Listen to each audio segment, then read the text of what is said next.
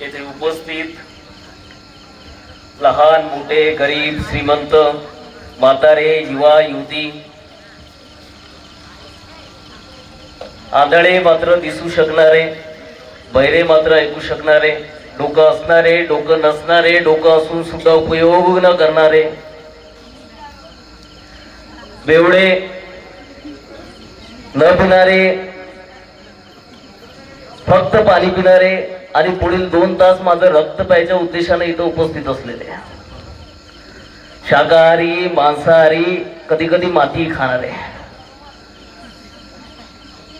देव मानणारे देव न मानणारे डॉक्टर बाबासाहेब आंबेडकरांनाच आपलं सर्वस्व मानणारे डॉक्टर बाबासाहेब आंबेडकरांचं मोठ्या अभिमानाने नाव घेणारे आणि असेही काही ज्यांना अजूनही डॉक्टर बाबासाहेब आंबेडकरांचं नाव घ्यायची लाज वाटते असे निर्लज्ज कबरे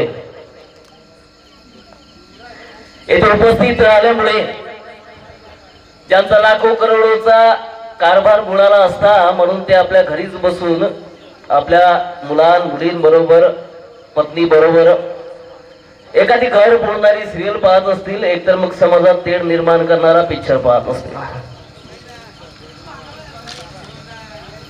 अशा समस्त सर्वांना जय भीम। खरं तर मी लहान सहान खेड्यांनी कधीच व्याख्यानाला जात नाही। तुमच्या आयोजकांचा मला फोन आला आणि ते म्हणाले की आम्ही मोठे स्वाभिमानी लोक आहोत खेड्यात राहणारे आणि आमच्या गावचे तर खूपच स्वाभिमानी आहे म्हणाले। आता मी जय भीम म्हटलं तर कुणाच्याच तोंडातून शब्द नाही निघाला।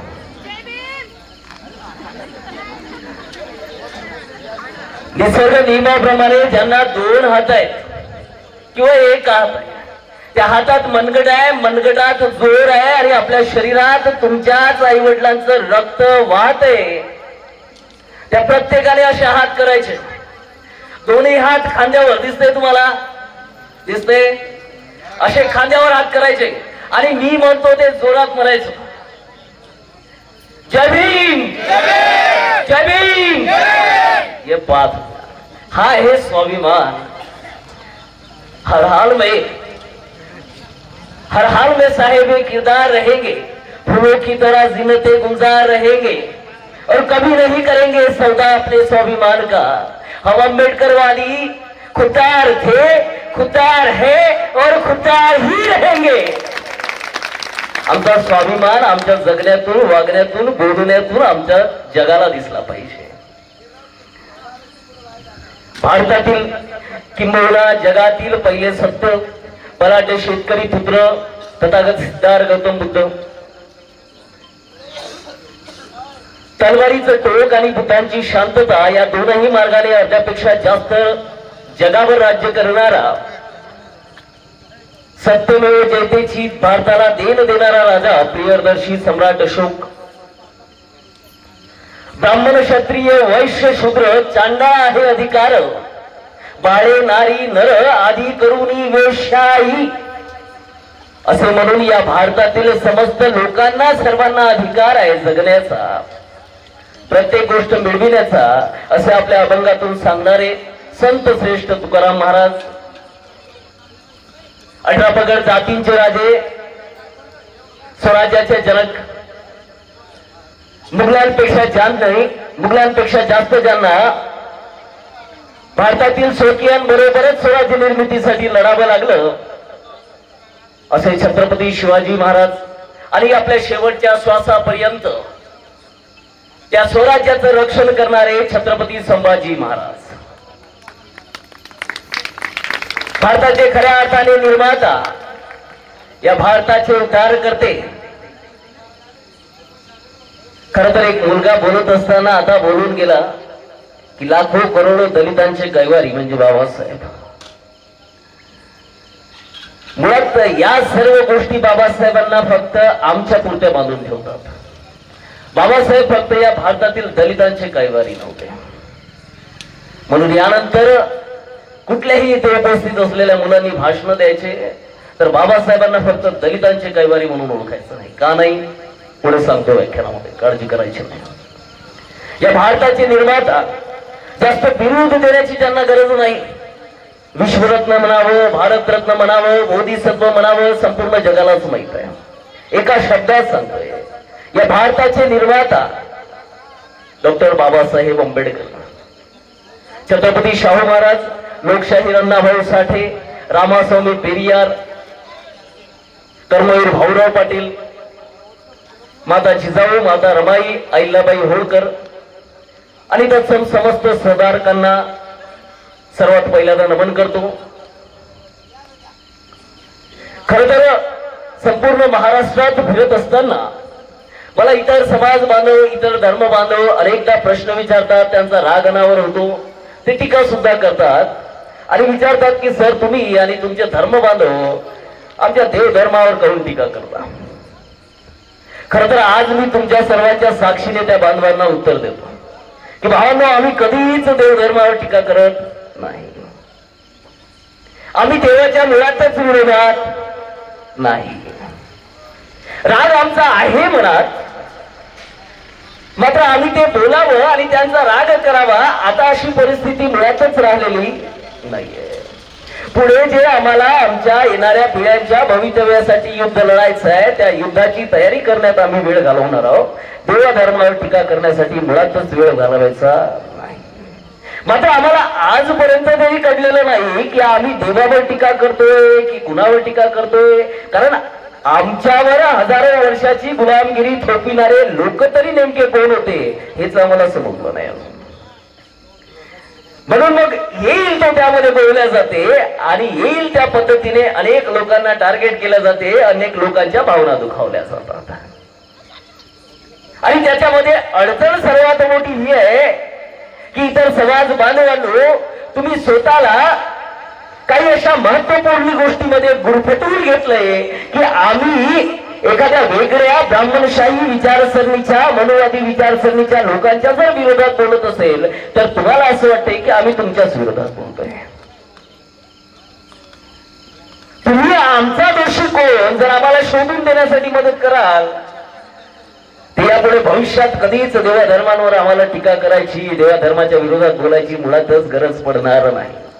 आणि त्यासाठी एक अत्यंत महत्वाचं उदाहरण सांगतो. खर तर काही समाज बांधव, इतर धर्मीय बांधव माझं व्याख्यान ऐकत असतील, घरी बसून का होईना, त्यांची कानं तर उघडी असतील, ऐकत असतील तर एक छान उदाहरण त्यांना सांगतोय. आणि ते उदाहरण ऐकल्यानंतर त्यांनी सांगावं की आमच्यावर हजारो वर्ष ही गुलामगिरी नेमकी थोपवली कोणी, आमच्यावर अन्याय नेमका कोणी केला. जर तुम्हाला उत्तर मिळत असेल तर ते उत्तर आम्हाला सांगा. यानंतर कधीच आम्ही तुमच्यावर टीका करणार नाही, कुठल्या देवा धर्माला दोषारोपण कधीच करणार नाही. पण आमचा दोषी कोण आहे हे तुम्ही शोधून द्या. रामायणातील एक प्रसंग आहे, डायरेक्ट रामायणाला हात घालतोय. रामायणातील एक प्रसंग आहे, ज्यांनी रामायण वाचलं असेल त्यांना माहित असेल.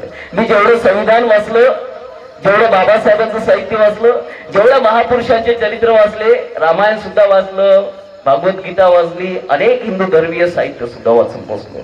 मनुस्मृती तर कितीदा वाचली आणि कितीदा नाही याची गॅरंटीच नाही.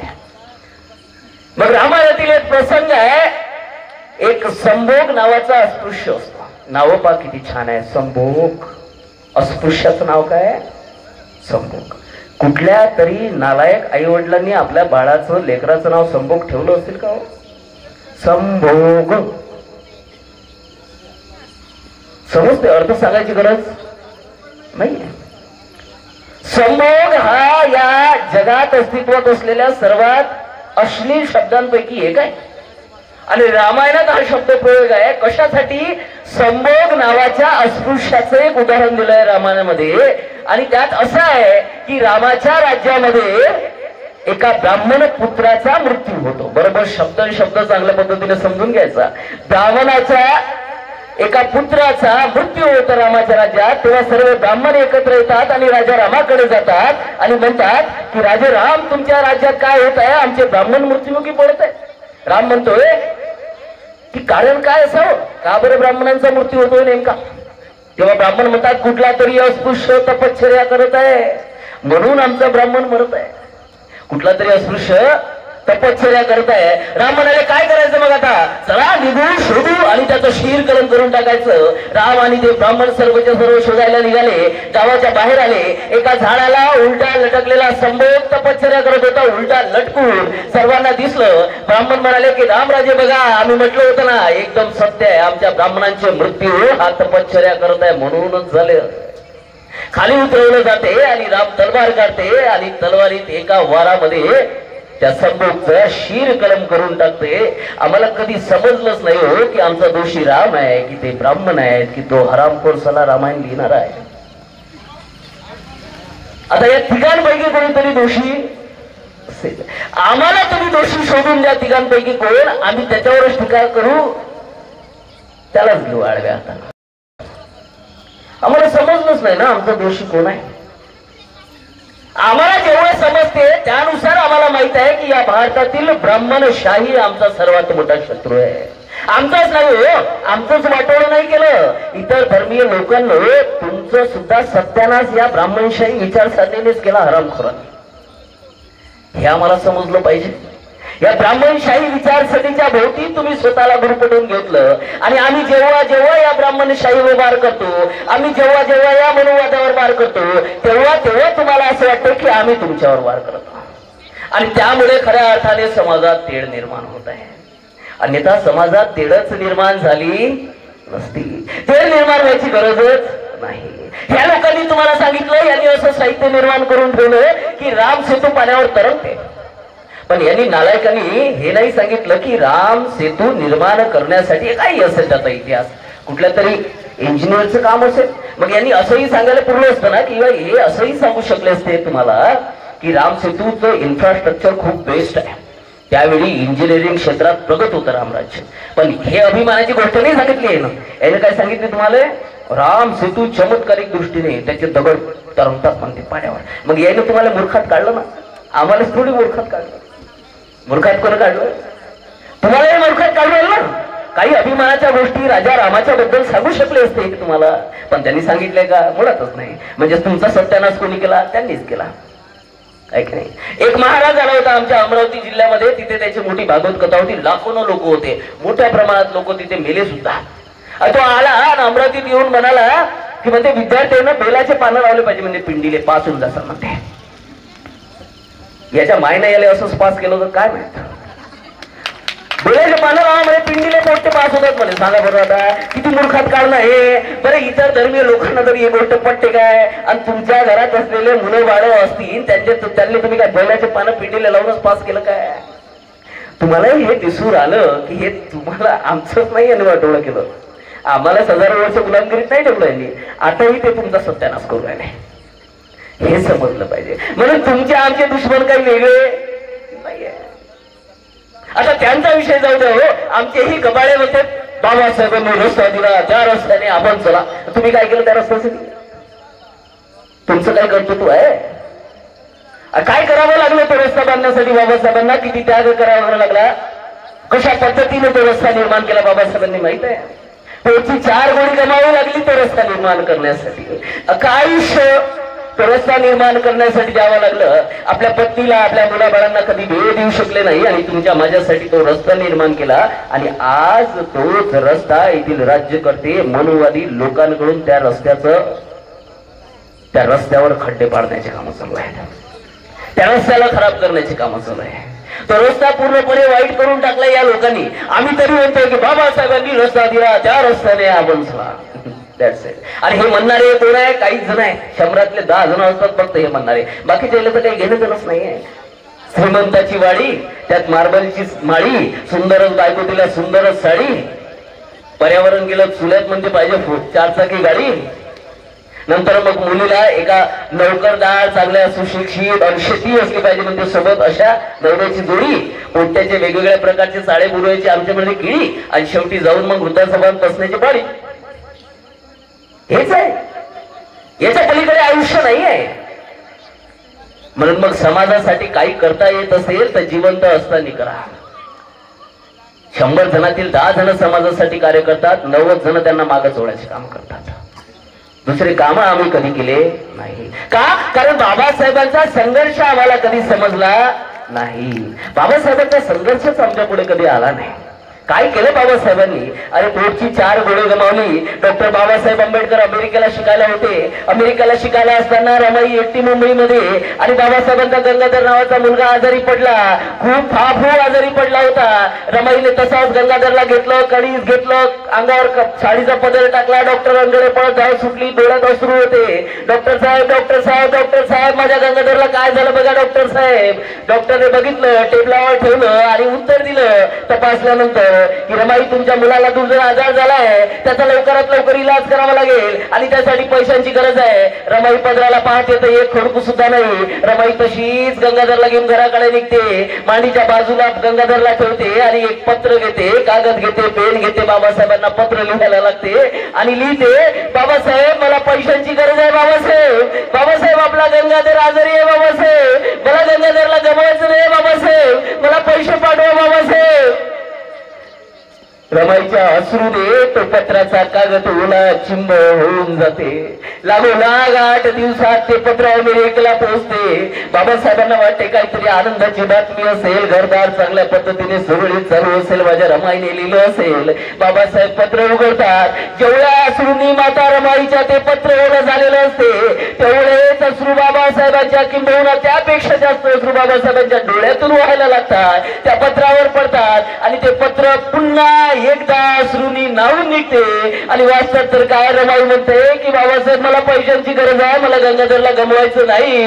बाबासाहेब वाचतात आणि अश्रूपूर्ण अश्रूंनी डोळ्यांनी पुन्हा एक कागद घेतात, एक पेन घेतात आणि दुसरं पत्र लिहायला लागतात की रमू मला माफ कर. रमू माझ्याकडे पैसे नाही. रमू गंगाधर जात असेल तर जाऊ दे त्याला. रमू माझे असे अनेक गंगाधर आहे ज्यांना माझी गरज आहे, माझ्याकडे पैसे नाही. रमू पैसे नाही म्हणून मी एका जेवतोय, रात्रंदिवस अभ्यास करून माझा अभ्यास पूर्ण करण्याचे प्रयत्न करतोय. रामू माझ्याकडे पैसे नाही. गंगाधर जात असेल तर जाऊ दे. रामू. आज बाबासाहेबांचे किती गंगाधर इथे बसले.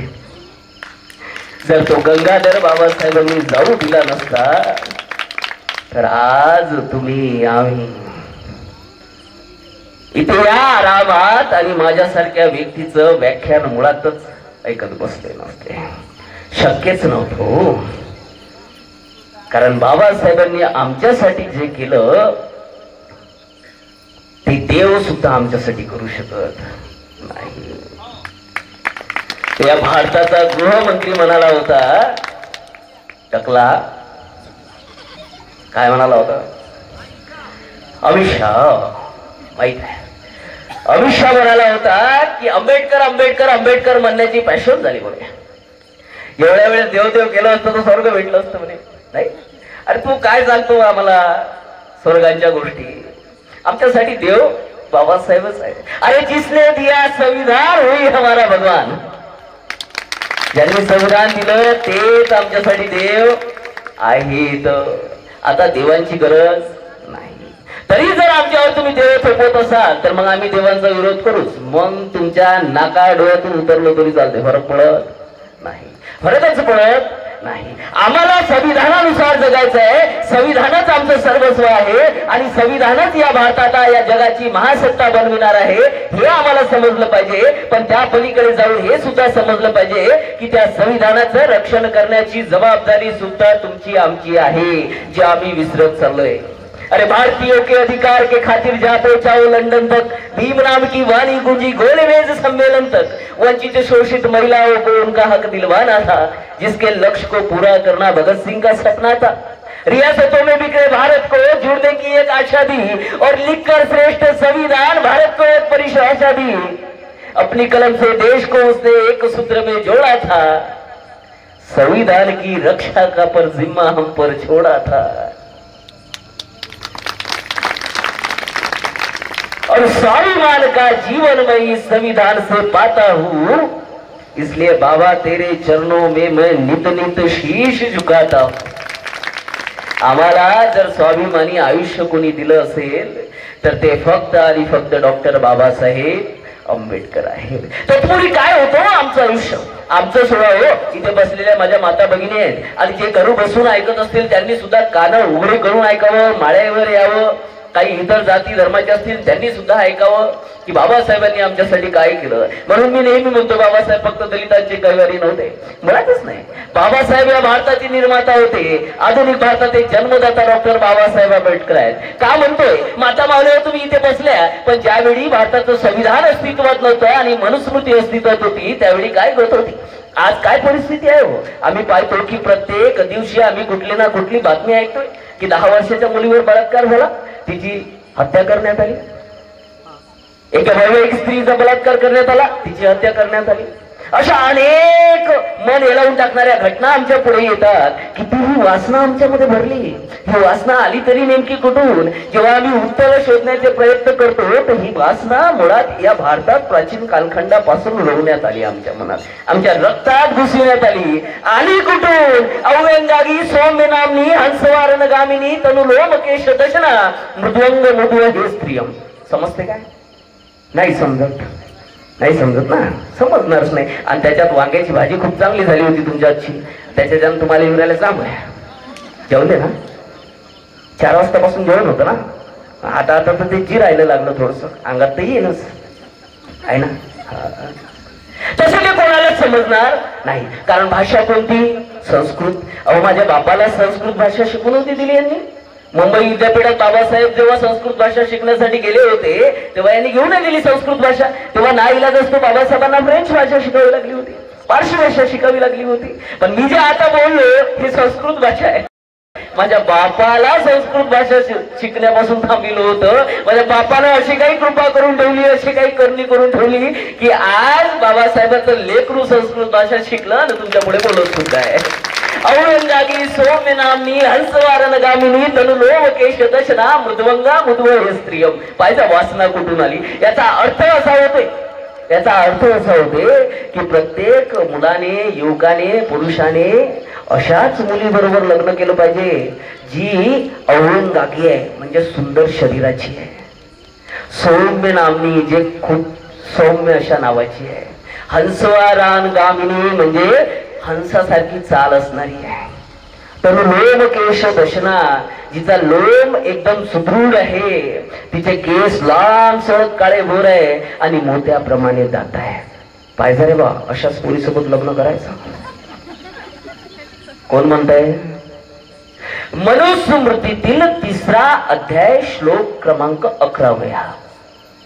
इथून आली वासना.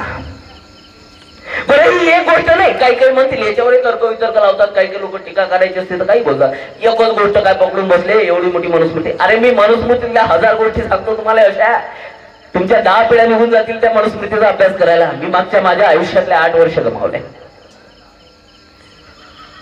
सवर्णाग्रे द्विजातीना प्रशस्ता दार कर्मणी. पाहिजे सवर्णाग्रे द्विजातीना प्रशस्ता दार कर्मणी कामतस्तु प्रवृत्ता ना मीमांसु क्रमशावरा. मनुस्मृतीतील 3रा अध्याय श्लोक क्रमांक 13. हा त्याच्याही पलीकडे जाऊन भयंकर आहे. ऐकायची मानसिकता ठेवायची. कारण आपण हे जगलोय ना, यापूर्वी आपले जे काही होऊन गेले पूर्वज ते जगले. हे सगळं माता मावल्यावर तुमचे पूर्वज जगले. तुमच्यासारख्याच त्या स्त्रिया होत्या, त्यांना हे भोगावं लागलं. आणि फक्त अस्पृश्य नाही, या भारतातील सर्व जाती धर्माच्या 4ही वर्णातील स्त्रियांना हे भोगावं लागलं.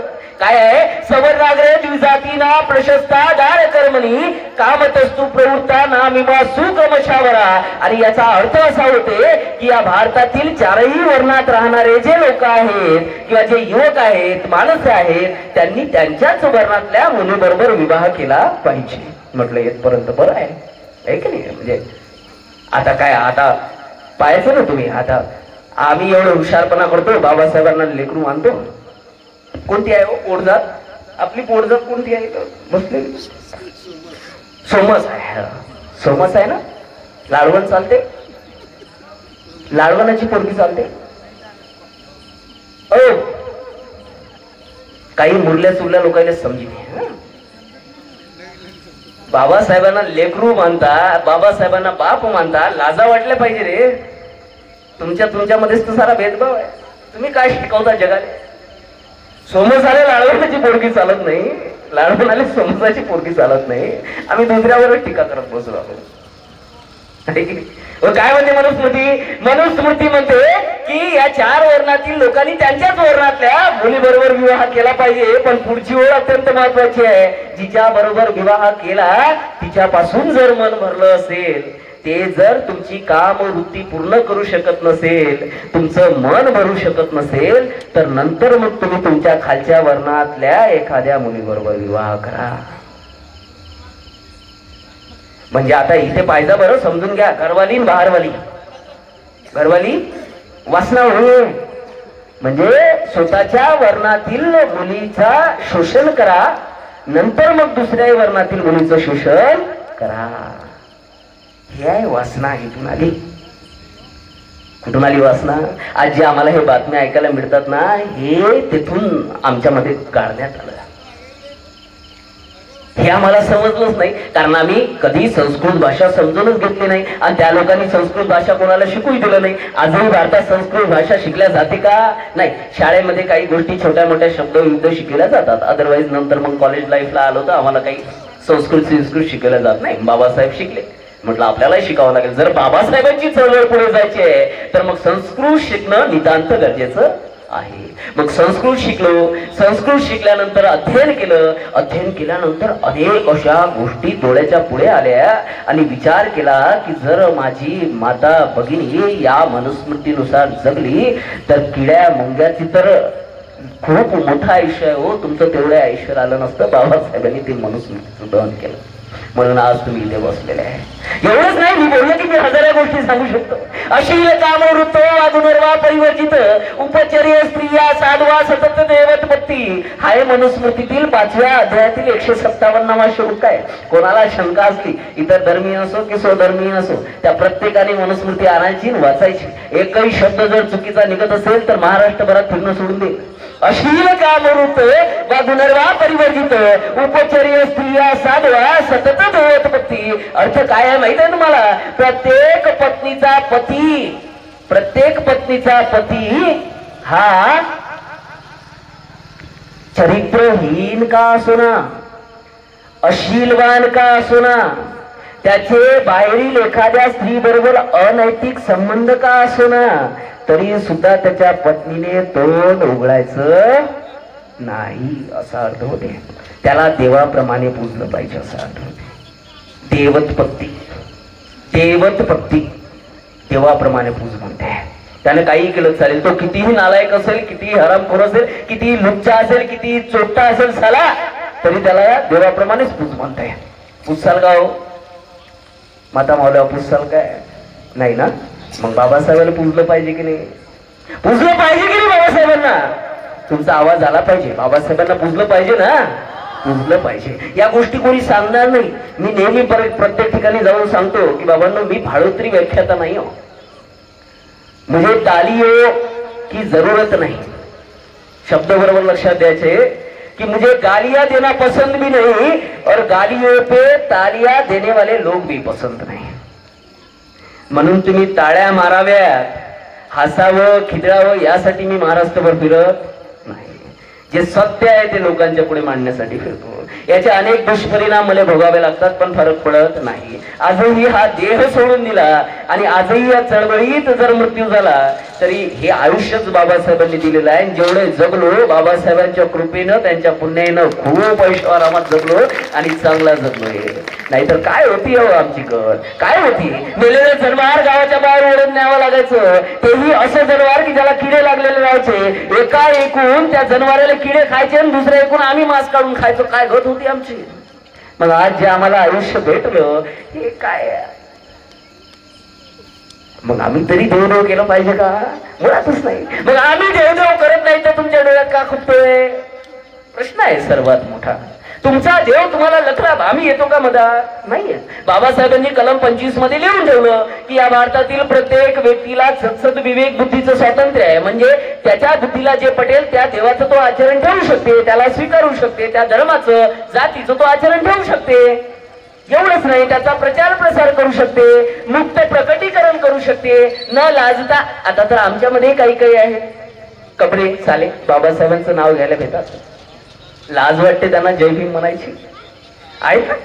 अनुभव घेतला असेल तुम्ही सर्वांनी, मला काही वेगळं सांगायची गरज नाही. पण बाबासाहेबांनी काय लिहून ठेवलं माहिती आहे कलम 25 मध्ये? कलम 25 मध्ये मुक्त प्रकटीकरण, या भारतातील प्रत्येक नागरिकाला त्याच्या जाती धर्माचं, प्रेरणास्थानाचं, श्रद्धास्थानाचं, देवांचं मुक्त प्रकटीकरण शो करण्याचा अधिकार आहे, लोकांच्या पुढे आणण्याचा अधिकार आहे की मी या देवाला मानतो, मी या देवाचं आचरण ठेवतो, या देवावर माझी श्रद्धा आहे, सांगता आलं पाहिजे. मात्र आता प्रश्न हा पडतो की बाबासाहेब म्हणून गेले की मी देव नाही, आणि बुद्ध म्हणून गेले की मी देव नाही. म्हणून मग आम्ही काय केलं, बुद्धाच्या बाबासाहेबांच्या फोटोच्या बाजूले, मूर्तीच्या बाजूले आमच्या घरातील देवाऱ्यात असते गुणवंत बाबा, नाव घेणं योग्य नाही. मन दुखावतात का कुणाची? भावना दुखावल्या म्हणून फरकच पडत नाही. तुमच्या भावना दुखावल्या, तुमचे मन दुखावले, काहीच फरक पडत नाही. 1.5 तास व्याख्यान आहे, व्याख्यानानंतर गाडी निघणार आहे. गाडीचा नंबर काय आहे? 0911. 0911. 0911. कुठेही रस्त्यानं दिसली तर तुमच्या मनातला राग काढून घ्या. मला फरक पडत नाही, फरकच पडत नाही. बरोबर लक्षात घ्यायचं. म्हणून मी तुमची खुशामत व्हावी, तुम्ही हसावं नाही, त्याच्यासाठी फिरणारा माणूसच नाही. मी हाडा मासाचं बाबासाहेबांचं लेकरू समाज प्रबोधन करत फिरतोय आणि प्रखरपणे मांडतोय विचार, एवढं लक्षात घ्यायचं. म्हणून जे जे सांगतो ते चांगल्या पद्धतीने सर्वच सर्व आम्हाला समजलं पाहिजे. म्हणून मग स्वधर्मीयांनी, म्हणजे आम्ही जे आज बोलतो किंवा आम्ही जे आज करतो हे आमच्यासाठी करणं गरजेचं आहे. इतरांवर टीका केल्यापेक्षा त्यांना त्यांचं पाहू द्या. आपल्या येणाऱ्या पुढच्या पिढींचं भवितव्य जर उज्ज्वल करायचं असेल तर आमच्या पुढे एक मोठं युद्ध आहे. आता बाबासाहेबांनी रस्ता दिला, त्या रस्त्याने आपण चला हे जमणार नाही. आता तो जो रस्ता दिला त्याची मरम्मत करणं गरजेचं आहे. पहिले डांबरी रस्ते होते ना, आता कोणते रस्ते झाले? कॉन्क्रीटचे. आता बाबासाहेबांच्या वेळी जी साहित्य उपलब्ध होतं त्याने त्याचा रस्ता बनवला, ऐक जग बदलत चाललं. आता त्या डांबरी रस्त्याला काँग्रेसचं करणं काम कोणाचं आहे? तुमचं आहे. ऐक रे, बाबासाहेबांच्याच भरोशावर 75 वर्ष उभे राहिले तरी बाबासाहेबांच्याच भरोशावर. निर्लज्जपणा आहे, बरोबर नाही? म्हणजे एखाद्या लेकरानं म्हटलं, इथे बसलेले म्हातारे माझे वयस्कर सर्वचे सर्व वडीलधारी आहे, त्यांनी सांगावं की त्यांच्या मुलांनी जर म्हटलं की नाही नाही तुमच्याच पैशावर आयुष्यावर आराम करा, नाही का मारसन तुम्ही ला तर काढा मग बाहेर. तशीच गत आहे ना. बाबासाहेब आपले बाप नाही काय? तुम्ही म्हणता नाही आमच्या बापांना नाही गेला, आता आम्ही बापाच्या बापरे भरोशावर खातो. आता बाबासाहेब लात नाही मारतील, नाही येथील व्यवस्था लात मारणार आहे. आणि व्यवस्था बदललेली नाही. जी व्यवस्था बाबासाहेबांच्या वेळी होती तीच व्यवस्था आहे. त्यांचे फक्त चेहरे बदलले, त्यांचे फक्त मुखवटे बदलले. बरोबर लक्षात घ्यायचं. सदा बनकर पसीना ही रहेगा, सदा बनकर पसीना ही रहेगा, वो गर्मी का महीना ही रहेगा, चाहे कीमती पोशाख पहन ले, कमी ना तो कमी नहीं रहेगा. कमीलेच होते आणि कमीलेच राहणार आहे. व्यवस्था बदललेली नाही, फक्त त्यांच्या तोंडावर असलेले मुखवटे बदललेले आहे. हे आमच्या लक्षात आलं पाहिजे, हे आम्हाला समजलं पाहिजे. आणि हे ज्यावेळी आम्हाला समजेल त्यावेळी खऱ्या अर्थाने आमचं आयुष्य सार्थकी लागल्याशिवाय राहणार नाही, एवढं आम्हाला समजलं पाहिजे. आम्ही आज ज्या मार्गाने मार्गक्रमण करतोय तो बाबासाहेबांचा मार्ग मुळातच नाही. खरं तर मी प्रत्येक ठिकाणी अनेक ठिकाणी जातो. काल मी महाडच्या 14 तळ्यावर माझं व्याख्यान होतं. भाग्य समजतो माझं की बाबासाहेबांना एवढं प्रबळ बनवलं की आज या महाराष्ट्रातील जेवढेही महत्वपूर्ण ठिकाण आहे त्या प्रत्येक ठिकाणी मला बोलावलं जाते व्याख्यानासाठी. तुमच्या आयोजकांच्या विनंतीनुसार मी इथे आलो आणि आयोजकांनी सांगितले की आमचे सर्व स्वाभिमानी आहे. आता जाणवत आहे थोडं की तुम्ही खूप स्वाभिमानी आहे. नाहीतर मी जास्त लांबवरच्या प्रवासावर किंवा खेड्यापाड्यांमध्ये जास्त जात नाही. उद्याही माझं व्याख्यान आहे जळगावला शासकीय इंजिनिअरिंग कॉलेजला. तर सततचा प्रवास चालूच असतो. पण आम्हाला मी जिथे जिथे जातो तिथे तिथे मी एक उदाहरण नक्कीच सांगतो की अनेक लोक त्यावेळी सुद्धा आणि आज सुद्धा म्हणतात, अनेक लोक बाबासाहेबांवर टीका करण्यासाठी म्हणतात की बाबासाहेब इंग्रजांच्या हस्तक होते म्हणतात. बाबासाहेब इंग्रजांच्या बाजूने होते. बाबासाहेबांना वाटतच नव्हतं की इंग्रज गेले पाहिजे. बाबासाहेबांना तर वाटत होतं म्हणते इंग्रज भारतातच राहिलं पाहिजे. आणि बाबासाहेब इंग्रजांच्या बाजूने होते म्हणते. आणि इंग्रज बाबासाहेबांचे लयच लाड करत जात म्हणते. इंग्रजांनी गाडी दिली होती म्हणते बाबासाहेबांना, पैसे दिले होते म्हणते, असं केलं होतं, टमुक केलं होतं, अमुक केलं होतं. ऐकायचं मुख्यानं, आम्हाला उत्तरच येत नाहीत ना, आम्ही ऐकणारच आहोत. एक तर मग आम्ही डायरेक्ट काय करतो, माय बहिणच काढतो.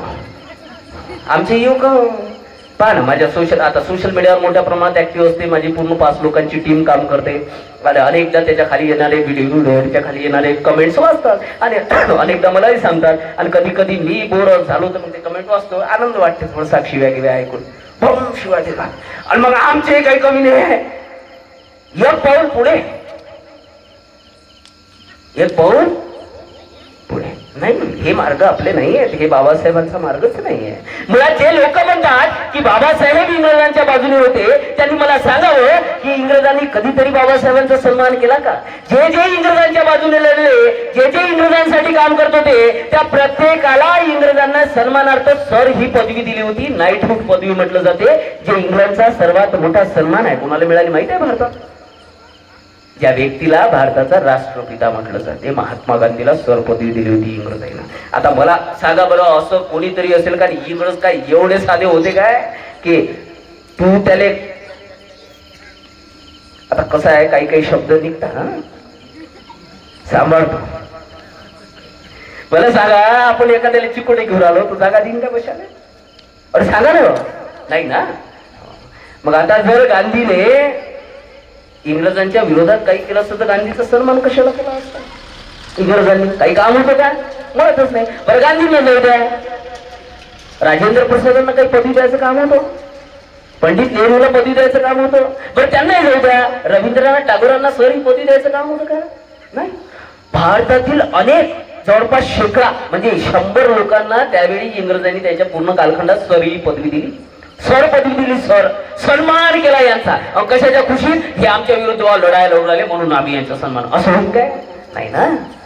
पण बाबासाहेबांचा कधी सन्मान नाही केला हो इंग्रजांनी, कधीच नाही केला सन्मान. बाबासाहेबांना सर पदवी नाही दिली. हे कसं झालं?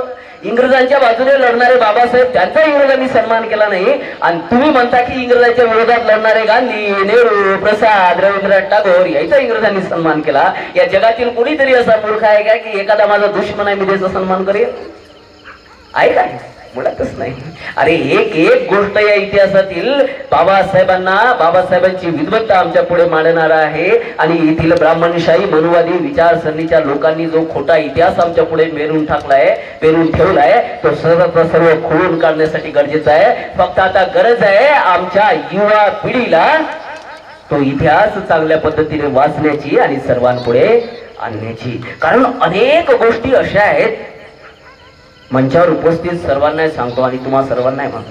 आता एका पोरानं भाषण दिला बघा, माझं काय माहित आहे का, मी असा व्याख्याता मला वहीन पेन घेऊन व्याख्यान लिहायचं काम नाही पडत, पाठ करणारा माणूस नाही. जे माझ्या पुढे होते त्यानुसारच बोलतो, ठीक आहे. आता एक मुलगा भाषण देताना पुढे आहे, तो मुलगा खूप छान भाषण दिला, आहे काय, गेला घरी, त्याचंच भाषण द्या तो, त्याला जमला, पैसे भेटले असेल, खुश झाला तो. मला तर भाऊ 30-30, 40-40 हजार रुपये भेटतात, मी कधी खुश व्हायला पाहिजे. मला भेटले की भर कर निघतो, मी थांबतच नाही. काय म्हणाला तो पोरगा म्हणाला की बाबासाहेबांनी या भारताचं संविधान 2 वर्ष 11 महिने 18 दिवसात लिहिलं, ऐकली. पण आम्ही कधी याची सत्यता तपासली का? म्हणतच नाही. बाबासाहेबांना 2 वर्ष 11 महिने 18 दिवस संविधान लिहिण्यासाठी लागलं, कसं काय शक्य आहे? एक विद्वत्तापूर्ण व्यक्ती, एक अर्थशास्त्रज्ञ व्यक्ती, एक समाज तज्ञ व्यक्ती, ज्या व्यक्तीला संविधान लिहायला 3 वर्ष लागू लागले, कधी सत्याची पडताळणी केली का? आमच्या पुढे जो इतिहास मांडला आम्ही तोच बरडत चाललोय, मुळातच नाही. बाबासाहेबांनी संविधान 2 वर्ष 11 महिने 18 दिवसात मुळातच लिहिलं नाही. डॉक्टर बाबासाहेब आंबेडकरांनी फक्त आणि फक्त 5 महिन्यात या भारताचं संविधान लिहिलंय. पुराव्यानिशी सांगतोय, लक्षात घ्या. आता हे 2 वर्ष 11 महिने 18 दिवस होत कुठले? तर पहिल्यांदा 6 डिसेंबर 1946 ला संविधान सभेची स्थापना करण्यात आली. संविधान सभा, मसुदा सभा नाही, संविधान सभा, ज्याचे अध्यक्ष राजेंद्र प्रसाद होते. मग त्याच्यानंतर एका वर्षानंतर 29 ऑगस्ट 1947, बरोबर वर्ष लक्षात ठेवायचं, एका वर्षानंतर 29 ऑगस्ट 1947 ला मसुदा समितीची स्थापना करण्यात आली, जे संविधान लिहिणार होतं, ज्याच्यासाठी डॉक्टर बाबासाहेब आंबेडकर याचे अध्यक्ष होते. या मसुदा समितीचे अध्यक्ष डॉक्टर बाबासाहेब आंबेडकर होते. या मसुदा समितीचं काम 29 ऑगस्ट पासून सुरू झालं, म्हणजे ऑगस्ट सगळा संपला. आता ऑगस्ट 1947 संपला. ऑगस्ट नंतर येते सप्टेंबर 1947, ऑक्टोबर 1947, नोव्हेंबर 1947, डिसेंबर 1947 आणि जानेवारी 1948. या 5 महिन्यात बाबासाहेबांनी संविधान लिहिलं आणि फेब्रुवारी 1948 ला हे संविधान या संविधान सभेचे अध्यक्ष राजेंद्र प्रसादांना दिलं आणि तिथे एक अट ठेवली पाहिजे. भारताचं संविधान लागू होण्यापूर्वी तुम्हाला मला या भारतातील समस्त जनतेला राजा बनवणारा माझा बाप होता. संविधान लागूच व्हायचं होतं. संविधान सभेच्या पुढे बाबासाहेबांनी अट ठेवली की हे संविधान मी लिहिलं, मात्र हे संविधान त्याच वेळी स्वीकृत केलं जाईल जेव्हा हे संविधान माझ्या भारतातील लोकांच्या पुढे तुम्ही मांडाल आणि त्यांना काय योग्य काय अयोग्य हे सूचनाचा अधिकार द्याल. तेव्हा संविधान सभेचे अनेक सदस्य प्रस्थापित राजकारणी म्हणाले होते की त्यांना काय गरज आहे, भारतात अशिक्षित प्रमाण भरले, त्यांना काय समजेल या संविधानातलं. बाबासाहेब म्हणाले नाही, जर तुम्ही असं करत नसाल तर हे संविधान आताच्या आताच पेटून देतो. आणि ते संविधान नंतर या भारतातील जनते पुढे मांडण्यात आलं, प्रकाशित करण्यात आलं आणि जनतेला अधिकार दिला संविधान लागू होण्यापूर्वी की या संविधानात तुम्हाला काय योग्य काय अयोग्य काय दुरुस्ती करावी वाटते आम्हाला सांगा, आम्ही त्यानुसार दुरुस्ती करू. आणि जनतेला या भारतातील 8 महिन्याचा कालावधी दिला विचार करण्यासाठी. म्हणजे फेब्रुवारी 1948 ते ऑक्टोबर 1948 संविधान लिहिलं गेलं नाही. नंतर ऑक्टोबर महिन्यात सर्व दुरुस्त्या विरुस्त्यांचा विचार केला. जास्त तर नव्हत्या कारण बाबासाहेबांच्या विद्वत्ते पुढे काही एवढं चालणार नव्हतं, पण ज्याही होत्या दुरुस्त्या त्यानुसार बाबासाहेबांनी बदल केला आणि लगेच नोव्हेंबर 1948 मध्ये ते संविधान सभेच्या पुढे मांडलं. नोव्हेंबर 1948 ते नोव्हेंबर 1949 या एका वर्षात संविधान सभेने त्या संविधानाचं 3 वेळा वाचन केलं. किती वेळा वाचन केलं? 3 वाचन झाली. 1 वर्ष लागलं वाचायला. बाबासाहेबांनी 5 महिन्यात संविधान लिहिलं. येले भामटाईले 299 सदस्य येले वाचायले समजून घ्यायले 1 वर्ष लागलं. आणि ते 1 वेळ नाही 3 वेळ वाचायला लागलं. इथेच तर विद्वत्ता आहे बाबासाहेबांची. आणि आम्ही काय म्हणतोय आमच्यासारखं? आमची लायकी आहे का बाबासाहेबांना बाप म्हणून घ्यायची? आम्ही ज्यावेळी असं म्हणतो की बाबासाहेबांनी संविधान 2 वर्ष 11 महिने 18 दिवसात लिहिलं, त्यावेळी आमची मुलाच्याच लायकी नाही बाबासाहेबांना बाप म्हणून घेण्याची. आम्ही बाबासाहेबांचा अपमान करतो हे लक्षात घ्या. बाबासाहेबांनी फक्त या भारताचं संविधान 5 महिन्यात लिहिलं. पूर्ण कॅल्क्युलेशन तुमच्या पुढे मांडलं. कुणाला जर याच्यामध्ये दुविधा असेल, कुणाचा जर आक्षेप असेल तर मला वैयक्तिकरित्या भेटायचं. चुकीचं असेल तर 2 हाणून द्यायचे, पण चुकीचं नसेल तर मग मी काय करीन सांगता येत. मी कुठं हानीन याचं सांगता येत. मी इतर व्याख्यात्यांसारखा नाही, मुळातच नाही. बरोबर चांगल्या पद्धतीने समजून घ्यायचा. सज्जनों से सज्जनों की तरह शब्द बरोबर लक्षात घ्यायचे. सज्जनों से सज्जनों की तरह और दुर्जनों से दुर्जनों की तरह मुलाकात करता हूँ मी. सज्जनों से सज्जनों की तरह और दुर्जनों से दुर्जनों की तरह मुलाकात करता हूँ. मैं अम्बेडकरी विचारों का मुसाफिर हूँ, सफर पूरी चालाकियों के साथ करता हूँ. सगळ्या तयारीत असतोय आपण. रात्रंदिवस प्रवास करावा लागतो. पूर्ण तयारीत असतो आपण. की एखाद्याने 1 मारली तर आपण 10च्याच तयारीत असतो. डायरेक्ट 1 2 नाही 10. हो फरक पडत नाही. काय त्याच बापाने लिहिलाय आणि काय होणार आहे काय केल्यानंतर हे आम्हाला चांगलंच माहित आहे. मुकामार कसा झाला लागते हे माहित आहे. जखमा दिसल्या नाही पाहिजे फक्त. आम्ही खूप पुढे गेलोय. आता तुम्हाला वाटते तेवढं सोपी आलेलं नाहीये. सोपी कामच नाहीये. बरोबर चांगल्या पद्धतीने हे सर्व आम्हाला समजलं पाहिजे आणि त्यानुसार आम्ही जगू शकलो पाहिजे. रात्र वैरायची नाही बरं. आता दिवस सुद्धा वैरायचा आहे. ज्यांना आम्ही आमचं समजून आलो तेच साले आम्हाला फसवण्याचे प्रयत्न करू राहिले. सुगी झाली सोंगांची, भरला इथे बाजार आहे. राखण करावी कोणी, पावलो पावली व्यापार आहे. प्रत्येक जण व्यापार करायला बसला आणि आम्ही ज्या राज्यकर्त्यांना मोठं करू राहिलो साले हरामखोर ते सगळ्यात पहिले आमचा उपभोग करू राहिले, आमचा दुरुपयोग करून घेऊ राहिले, आमच्या मोठ्या पदावर जाऊ राहिले, त्यांच्या पिढ्या सुधरू राहिले. आमचे पोट्टे जंगलाईनं चालले, त्याले रोजगार नाही आहे, बेरोजगार बसलेले आहे. आणि यायचे पोट्टे परदेशात फिरायला जातात. बाबा कुठे जातात फिरायले? परदेशात. म्हणून या लोकांना आम्हाला ओळखलं पाहिजे. आम्हाला जर आमचा उद्धार करायचा असेल तर आम्हाला राजकीय क्षेत्रात सुद्धा अशा लोकांना पाठवावं लागेल जे लोक खऱ्या अर्थाने आमच्यासाठी लढू शकतील. पण ज्यांना आम्ही मोठं करू आलो ते नंतर बाबासाहेबांच्या उपकारांना आणि आम्ही त्यांना केलेल्या मदतीला त्यांना आम्ही जे मोठं केलं त्या सर्व गोष्टींना विसरत चालले. त्या सर्वांना तुमच्या साक्षीने सांगतो की खुर्सी के लिए इन जालिमों से सौदागिरी ना कर. कुर्सी के लिए इन जालिमों से सौदागिरी ना कर और मेरे बाबा साहब के विचारों के कातिलों को बाइज्जत बरी ना कर। अरे औलादे खोई है मेरे भीम ने तेरे लिए, अपनी एक औलाद के लिए इन जालिमों की दलाली ना कर। आमच्या नेत्यांनी दलाली सोडली पाहिजे। आमचे नेते ज्यावेळी दलाली सोडतील आमचा उद्धार झाला म्हणून समजा, आमच्यासाठी ज्यावेळी लढतील संसदेमध्ये त्यावेळी आमचा उद्धार झाला म्हणून समजा। पण त्यासाठी आम्हाला असेच लोक पुढे पाठवावे लागतील, अशाच राज्यकर्त्यांना मोठं करावं लागेल, जे राज्यकर्ते कुणालाच न भिता निर्भीडपणे संसदेत आमचा आवाज होऊ शकतील, विधिमंडळात आमचा आवाज होऊ शकतील, आमच्यावर अन्याय अत्याचार झाला तर आमच्यासाठी रस्त्यावर उतरू शकतील। आज काय परिस्थिती आहे हो, काय परिस्थिती आहे। किती आमचे नेते आहेत रस्त्यावर उतरले, आता सगळ्यांची डोळे उघडत आहेत। मागच्या 50 दिवस 60 दिवसापासून महाबोधी महाविहार आम्हाला भेटावं यासाठी मोठ्या प्रमाणात आंदोलन चालू आहे। अजूनही काही सरकारचं त्याकडे लक्षच नाहीये, सरकारचं लक्षच नाहीये, मुळातच नाही। आणि आमचं आंदोलन चालूच आहे, तिथे आमचे भिक्षू असतील, इतर काही लोक असतील, ते आंदोलन करताय 60 दिवसापासून।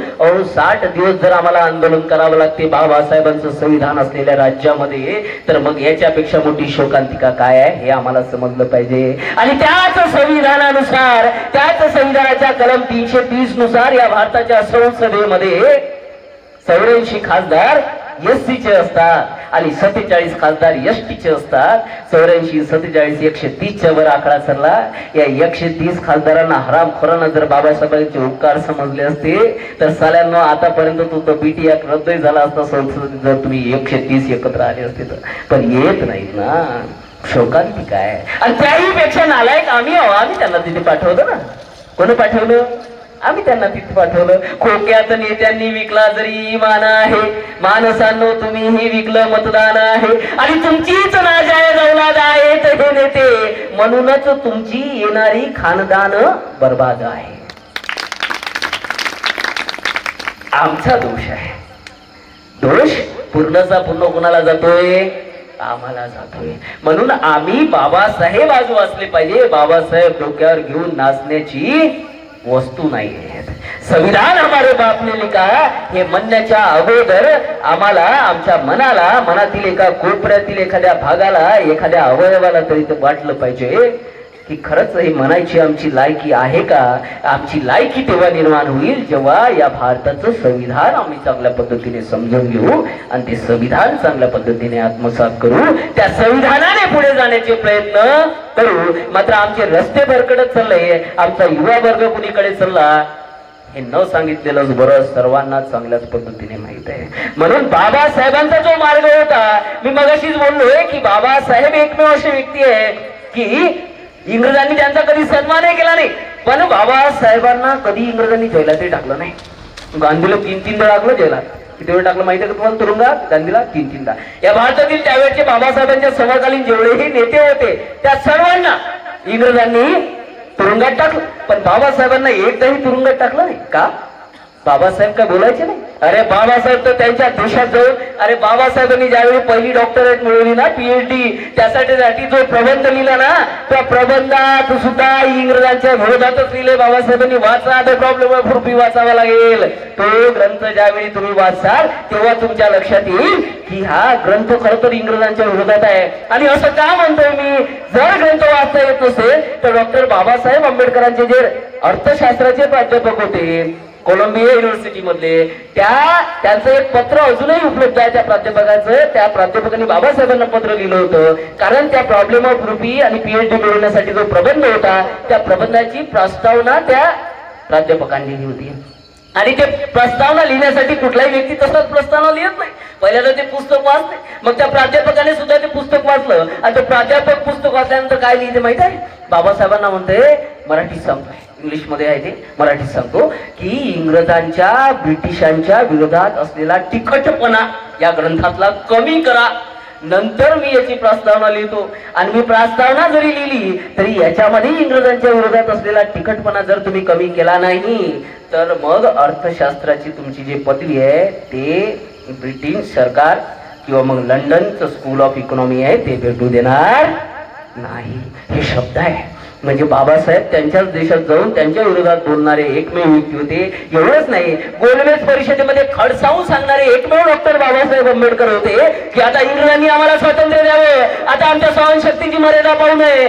जर आमच्या सहनशक्तीची मर्यादा ओलांडली गेली तर इंग्रजांना खूप महागात पडेल. इथे तिथे नाही हो, इंग्रजांच्या देशात जाऊन लंडन मध्ये भरलेल्या गोलमेज परिषदांमध्ये इंग्रजांच्या विरोधात बोलणारा एकमेव व्यक्ती होता. त्यावेळी भारतातील जेवढे प्रतिनिधी होते त्यांनी आपल्या डोक्यावर हात दिला होता की आंबेडकर काय करतायत.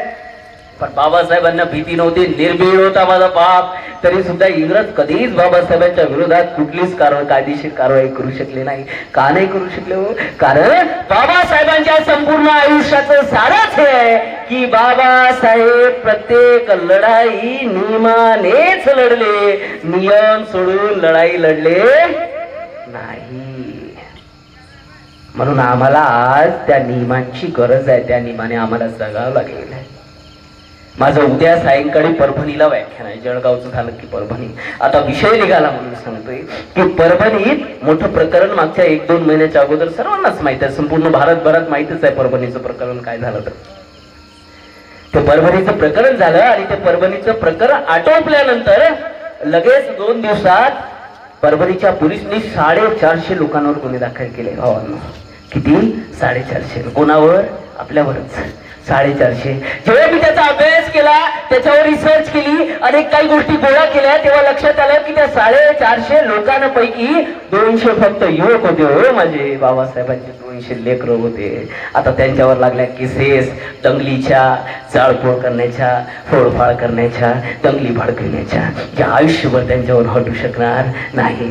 तुम्ही मी कितीही प्रयत्न केला तरी हटू शकणार नाही. त्यांचं आयुष्य बर्बाद झालं. त्यांचंच आयुष्य नाही हो, 200 लोकांचे 200 परिवार बर्बाद झाले.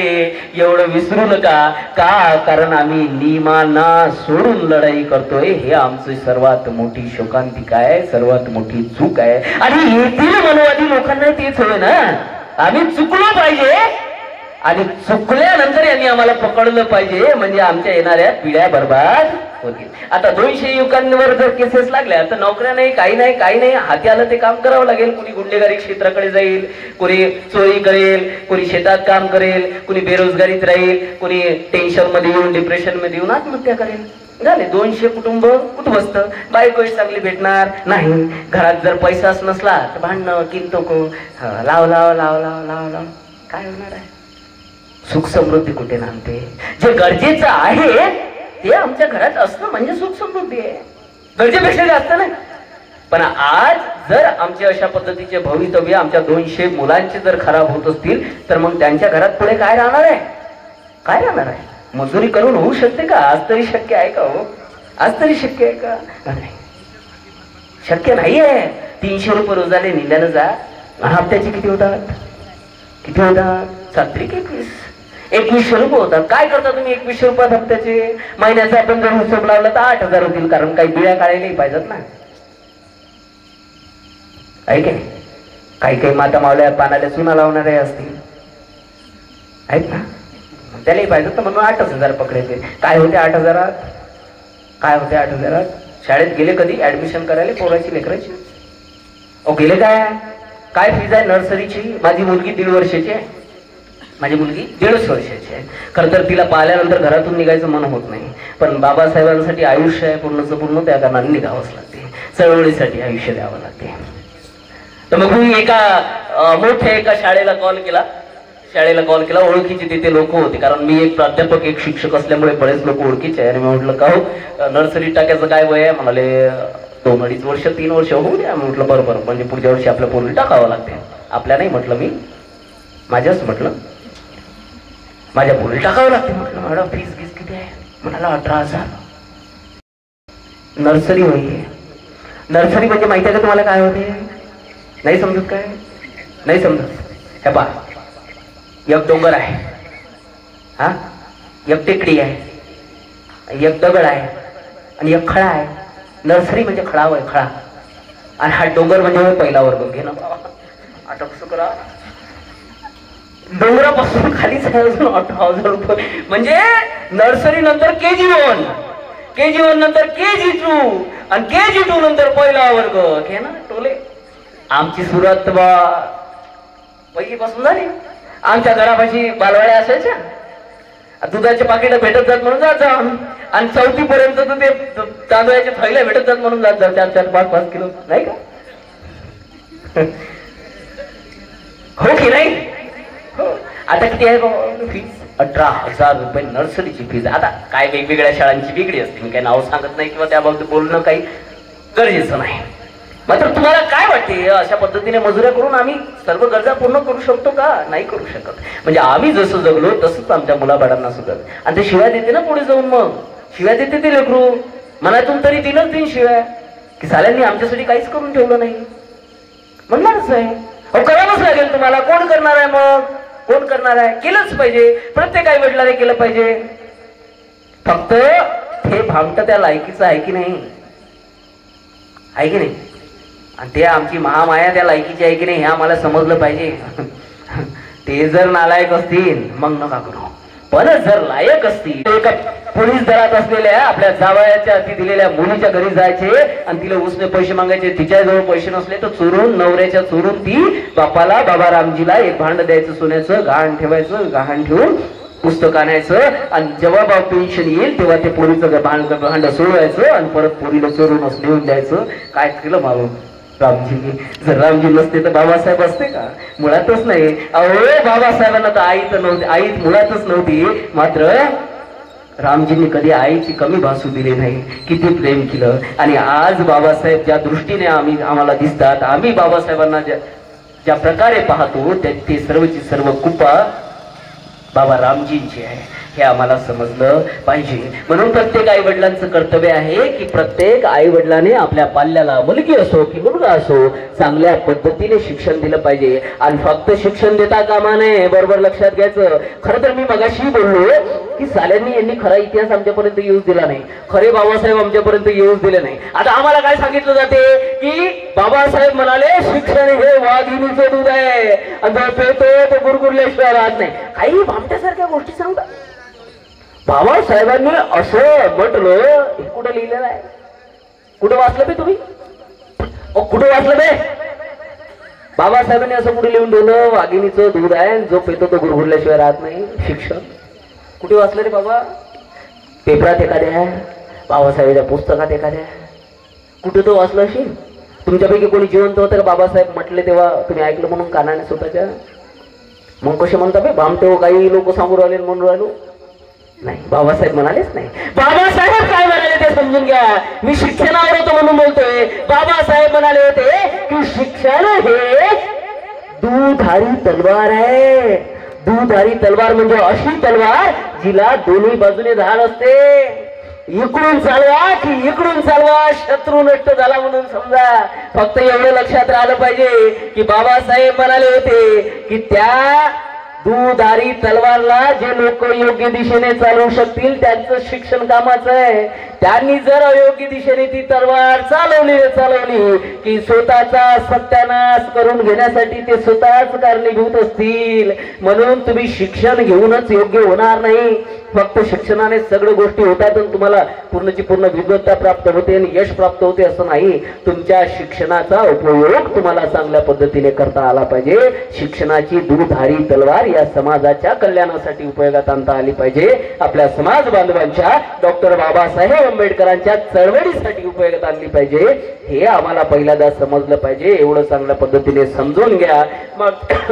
मागच्या 60 दिवसापासून महाबोधी महाविहार आमचं व्हावं यासाठी खरं तर आंदोलन चालू आहे आणि वेगवेगळ्या स्तरावरून चालू आहे. आपण सर्वांनी सुद्धा घरी बसूनच त्याला पाठिंबा दिला पाहिजे. त्यासाठी होईल त्या गोष्टी केल्या पाहिजे. समाजासाठी घराच्या बाहेर निघालं पाहिजे. फक्त जाळपोळ करू नका. मोर्चे काढण्याचा आम्हाला अधिकार आहे, मात्र नियमाप्रमाणे काढा. असं करू नका की ज्यामुळे आमचा युवा वर्ग भरकटला जाईल. आणि काही करायचं असलं ना तर इथे बसलेल्या जुन्या खोडायला सांगतो, तुम्ही होत जा पुढे पहिले. या पोट्टेल नाही पाठवायचं. त्याचे भवितव्य खराब नाही करायचे. तुमच्या गेल्या पेंडावर कवर गेल्या ना, काय होते अंदर टाकलं तुम्हाला काही फरक पडत नाही. इथं खायचं तिथं खायचे 2 घास काय होत? तुम्हाला वाटते का तुमची येणारी पिढी खराब झाली पाहिजे म्हणून? नाही. म्हणून अशा लढे असले हे आहेत ना पाठीमागं तुमच्या, पण अशा काही गोष्टी झाल्या तर तुम्ही पुढे असलं पाहिजे. का? कारण आतापर्यंत तुम्ही तुमचं आयुष्य जगले आणि जेवढेही चांगलं जगले ते बाबासाहेबांमुळेच जगले. समजलं पाहिजे.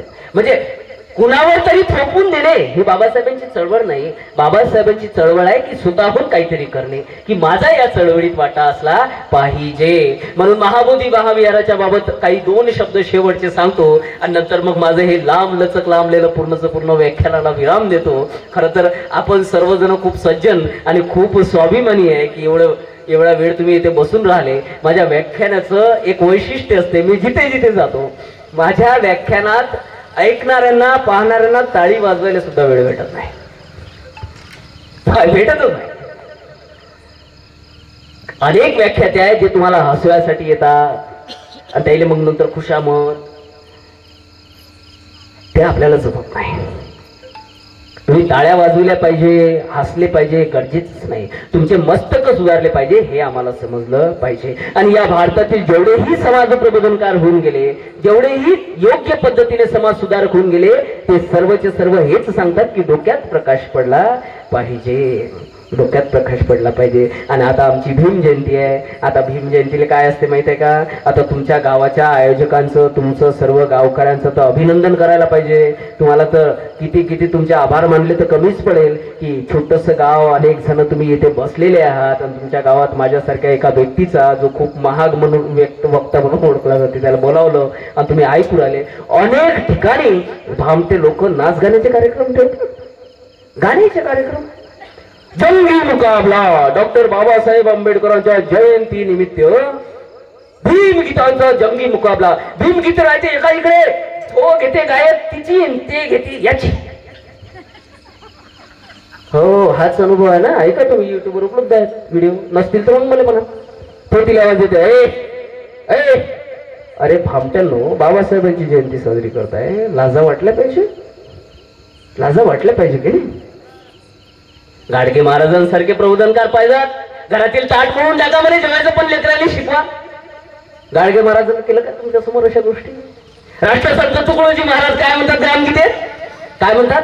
जगी जो हा तुझ्या भाव झाला, पंडे पूजा गिरीने केला. पंडे म्हणजे पंडित, आणि त्यांनी जे आमच्या मागे हे कर्मकांड लावलं ते पाहिजे.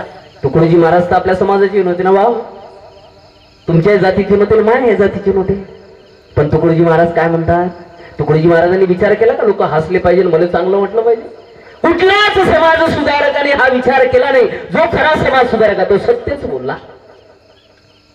माझे प्रयत्न हेच असतात, मी त्यांची बरोबरी करू शकत नाही, पण माझे प्रयत्न हेच असतात की त्यांच्या मार्गाने मी चालू शकलो पाहिजे. काय म्हणतात राष्ट्रसंत तुकडोजी महाराज? राष्ट्रसंत तुकडोजी महाराज म्हणतात की जगी जो हा तुझ्या भाव झाला, तो पंडे पूजा गिरीने केला, शास्त्रे ही लागून आधाराला, समाज नेला अधोगतीला. समाजाचं अधोगती का झाली म्हणतात तुकडोजी महाराज? हे शास्त्र इतके जे खोटे आहेत ना. सर्वात पहिल्यांदा एका शास्त्राचा पुरावा माझ्या चालू असताना व्याख्यान सुरू झालं तेव्हाच दिला. त्याच्यानंतर मनुस्मृती सुद्धा सांगितली. हे अनेक शास्त्र आहेत. हे शास्त्र या भारताचा आधार बनवली, म्हणून या भारताचा सत्यानाश झाला खराच सगळा. आणि हा जो समाजात तुझा भाव निर्माण झाला, भेदभाव निर्माण झाला, हा भेदभाव कशामुळे झाला? तर या पंडे पूजागिरीने झाला म्हणतात. हे पंडित भट सायचे ब्राह्मण. त्याच्या पलीकडे जाऊन एक शेवटची गोष्ट सांगतो, नंतर थांबतो. यायनं जे आमच्यामध्ये पेरलं त्यामुळे हे आमच्यामध्ये दुजाभाव निर्माण झाला की मै हिंदू, मै मुस्लिम, मै शीख, विश्व आता गाढ झोपेतून उठले पाहिजे, धर्म जातीच्या तुरुंगातूनही सुटले पाहिजे. शब्द खूप महत्वाचे, बरोबर लक्षात घ्यायचं. विश्व आता गाढ झोपेतून उठले पाहिजे, धर्म जातीच्या तुरुंगातून सुटले पाहिजे. मला कोणी हिंदू म्हणो की तुला कोणी मुस्लिम म्हणो, माणसाला तून मी माणूस म्हटले पाहिजे. माणसाला तून मी काय म्हटलं पाहिजे? सर्वात पहिल्यांदा माणूस म्हटलं पाहिजे. पण आज जो द्वेष या भारतात निर्माण झाला तो याच लोकांनी निर्माण केला, एवढं लक्षात घ्यायचं. आणखी एक महत्वाची शेवटची गोष्ट सांगतो, अर्थाचे बेअर्थ निघू नये यासाठी स्पष्ट बोलणारा आणि पुराव्यासह बोलणारा वक्ता मी आहो. बाबासाहेबांचं लेकरू आहो आणि मोठा अभिमान आहे मला बाबासाहेबांचं लेकरू म्हणून घ्यायचं. हवेत तीर सोडणारा, तुम्ही हसावं, तुम्ही उड्या मारावं आणि खिदाळावं हे आपल्याला पाहिजे नाही. मी बोलताना अनेकदा ब्राह्मण ब्राह्मण ब्राह्मणशाही मनुवाद या गोष्टीचा उच्चार केला, पण बाबासाहेब या पलीकडे जाऊन बाबासाहेब काय म्हणतात, बाबासाहेबांचं स्पष्टीकरण आहे. बाबासाहेब म्हणाले होते, ते मला सुद्धा लागू पडते. बाबासाहेब म्हणाले होते की मी जेव्हा जेव्हा ब्राह्मण म्हणतो तेव्हा तेव्हा ब्राह्मण म्हणजे मी ब्राह्मण जातीच्या बद्दल बोलत नाही. ब्राह्मण किंवा ब्राह्मणशाही म्हणजे स्वातंत्र्य, समता आणि बंधुतेचा भाव. ब्राह्मण म्हणजे जात नाही. काय म्हणाले ते बाबासाहेब, जिथे जिथे स्वातंत्र्य, समता, बंधुतेचा अभाव आहे ते ब्राह्मणशाही आहे. म्हणून मी जेव्हा जेव्हा ब्राह्मण म्हणतो तेव्हा मी जातीचा उल्लेख करत नाही, तर जिथे जिथे स्वातंत्र्य, समता, बंधुता नसते त्या सर्व शाहीचा, त्या प्रस्थापितांचा मी विरोध करतो, त्यांच्याबद्दल मी बोलत असतो. आणि बाबासाहेबांचे हे शब्द, बाबासाहेबांची 1938 मध्ये मनमाडला, नाशिकच्या मनमाडला 20,000 कामगारांची सभा भरली होती. तेथील बाबासाहेबांचे हे शब्द आहे. पुराव्यानिशी सांगू राहिलो, बरोबर लक्षात घ्यायचे, समजून घ्यायचे. मग मागील 60 दिवसापासून महाबोधी महाविहाराचं आंदोलन चालू आहे, ते बुद्धांच्या ताब्यात यावं यासाठी मी येथील समाजकंटकांना, मनुवादी सरकारना एकच सांगतोय महत्वाचं, की लेण्यांमध्ये देव बसवलेत, आम्ही सहन करून घेतलं. लेण्यांमध्ये देव बसवलेत, आम्ही सहन करून घेतलं. बुद्धाला अवतार करूनही त्याचं बुद्धत्व नाही मिटलं. लेण्यांमध्ये देव बसवलेत, शब्द बरोबर लक्षात घ्यायचे सर्वचे सर्व. लेण्यांमध्ये देव बसवलेत, आम्ही सहन करून घेतलं. बुद्धाला अवतार करूनही त्याचं बुद्धत्व नाही मिटलं. अरे कित्येकदा उघड पडली तुमची डोळ्यासमोर केलेली चोरी. अरे कित्येकदा उघड पडली तुमची डोळ्यादेखत केलेली चोरी, तरी अजून थांबत नाही तुमची घुसखोरी, म्हणाव की हरामखोरी. तसाही तुम्हाला बुद्ध नकोय, तसाही तुम्हाला बुद्ध नकोय. मात्र महाबोधी महाविहार होय, आम्ही बौद्ध जण आता ओळखून आहोत तुमच्या कर्मठ नीतीची सवय. अरे जाऊन बसा घाटावर, जाऊन बसा घाटावर आणि तिथे श्राद्ध पिंड कर्मकांड करा. बोध गयेला दूषित करू नका, ती विश्व शांतीची आहे धरा. बोध गयेला दूषित करू नका, ती विश्व शांतीची आहे धरा. या सर्वांना माझं एकच म्हणणं आहे की आम्ही अशाच पद्धतीने लढा देत राहू, संघर्ष करत राहू, त्या संघर्षाप्रमाणे आम्ही पुढे चालत राहू आणि आमचे अधिकार आम्ही मिळवून मागणार नाही. आता हिसकावून घेणारी आम्ही जमात. त्यावेळी बाबासाहेब नव्हते म्हणून हजारो वर्ष तुम्ही गुलामीगिरीत आम्हाला ठेवलं. बाबासाहेबांनी अशी काही पुन्हा करून ठेवली की येथून लाखो वर्ष सुद्धा आता गुलामगिरी या भारतात येऊ शकत नाही. आणि तुम्ही आणण्याचे प्रयत्न केले तर आम्ही तुमच्या रस्त्यात उभे आहोत, हे विसरू नका. आपल्या सर्वांनी मला चांगल्या पद्धतीने ऐकून घेतलं, सहन केलं, कारण मी असह्य माणूस आहे. मी सहन होत नाही बरं, मी डोळ्यात खुपणारा माणूस आहे. मला सहन करून घेतलं त्याबद्दल धन्यवादही मानणारा मी माणूस आहे. धन्यवाद मानत नाही. ऐकलं म्हणजे माझ्या उपकार केले का माझ्यावर? अरे नाही ना. असो तर तुम्ही माझेच भाऊ बंध आहेत, त्या कारणाने तुमचा धन्यवाद मानावं, एवढा लहान मी नाही. त्या कारणाने एवढंच बोलून आपल्या सर्वांची रजा घेतो. आपल्या सर्वांना जय भीम, जय शिवराय, जय भारत.